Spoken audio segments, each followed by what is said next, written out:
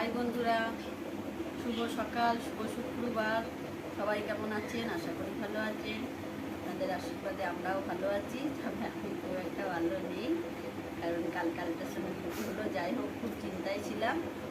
তো আপনাদের আশীর্বাদে সেরকম কিছু রিপোর্ট বেরোয়নি।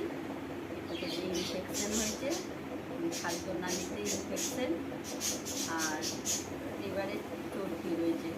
তো যাই হোক, আজকে সকালে কি মেনু করবো কিছু চিন্তা করে পাচ্ছি না। যার জন্য আপনাদেরকে জিজ্ঞেস করছি কী রান্না করা যায় বলুন তো। সবজি তো অনেক কিছু নিয়ে এসছে কর্তা।